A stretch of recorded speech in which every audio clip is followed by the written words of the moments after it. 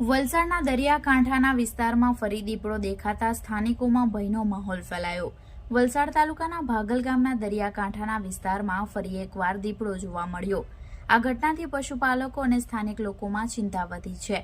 સ્થાનિક લોકોએ પોતાના મોબાઈલમાં દીપડાનો વિડીયો ઉતાર્યો છે, જેમાં તેની હાજરી સ્પષ્ટપણે જોવા મળે છે। દીપડાનો વિડીયો સોશિયલ મીડિયામાં વાયરલ થયો છે। દીપડો ખેતરમાં દેખાતા ભાગલ અને આસપાસના ગામોના ખેડૂતો અને પશુપાલકોમાં ભયનો માહોલ ફેલાયો છે। તેમને પોતાના પશુઓની સલામતીની ચિંતા સતાવી રહી છે। આ ઘટના અંગે વન વિભાગને જાણ કરવામાં આવી છે।